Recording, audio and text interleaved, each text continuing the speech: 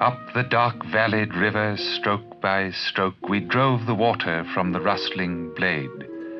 And when the night was almost gone, we made the oxbow bend, and there the dawn awoke.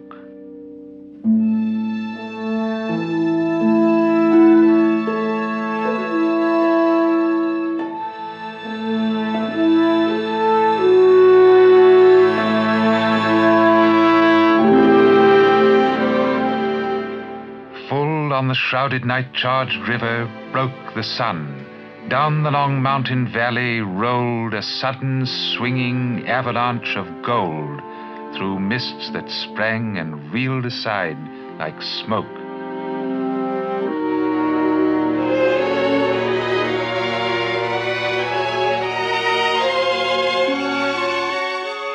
And lo, before us, toward the east upborne, packed with curled forest, bunched and topped with pine, brow beyond brow, drawn deep with shade and shine, the mount, upon whose golden sunward side, still threaded with the melting mist, the morn sat like some glowing conqueror, satisfied.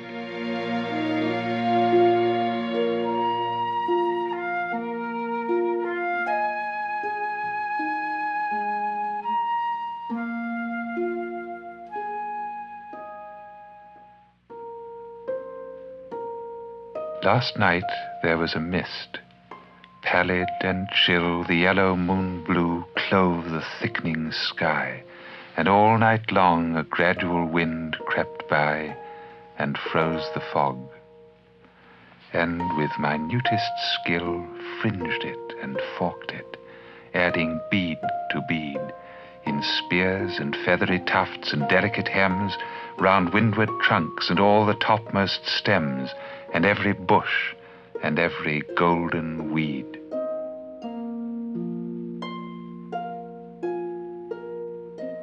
And now upon the meadows silvered through, and forests frosted to their farthest pines, a last faint gleam upon the misty blue, the magic of the morning falls and shines, a creamy splendor on a dim white world, broidered with violet, crystalled and impearled.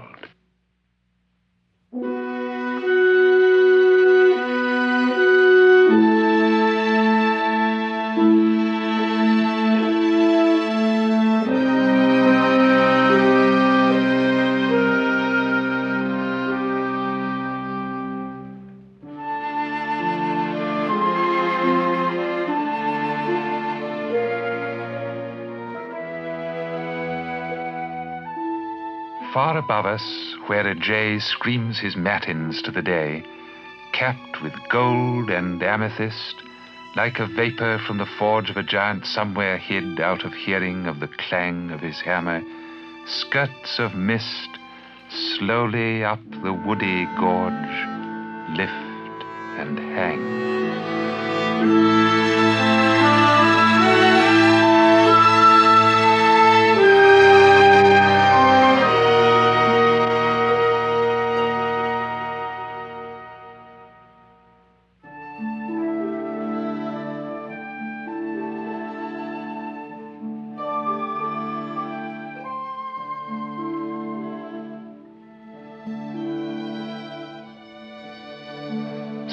Softly as a cloud we go, sky above and sky below, down the river.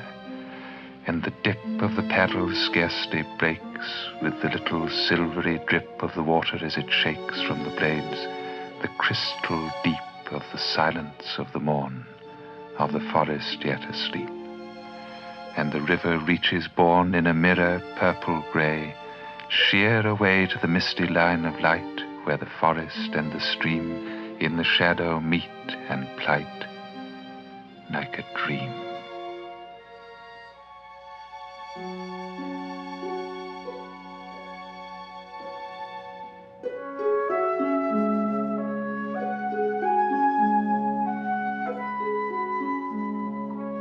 From amid a stretch of reeds where the lazy river sucks all the water as it bleeds from a little curling creek, and the muskrats peer and sneak in around the sunken wrecks of a tree that swept the skies long ago. On a sudden, 7 ducks with a splashy rustle rise, stretching out their 7 necks, 2 before and 2 behind, and the others all a row, and as steady as the wind with a swiveling whistle go through the purple shadow lead, till we only hear their whir in behind a rocky spur just ahead.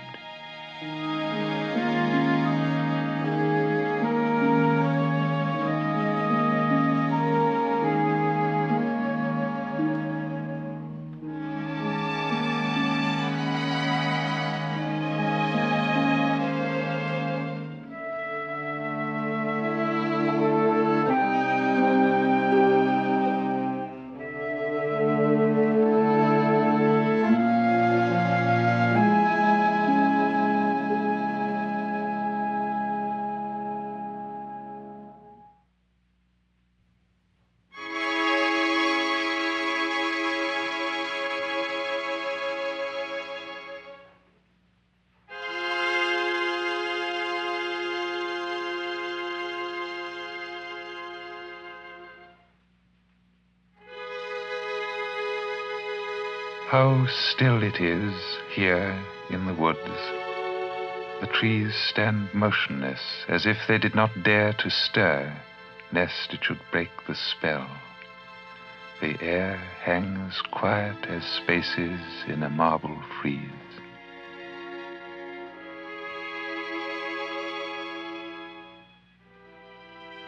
Even this little brook that runs at ease, whispering and gurgling in its knotted bed, seems but to deepen with its curling thread of sound the shadowy, sun-pierced silences. Sometimes a hawk screams, or a woodpecker startles the stillness from its fixed mood with his loud, careless tap. Sometimes I hear the dreamy whitethroat from some far-off tree pipe slowly on the listening solitude, his 5 pure notes succeeding pensively.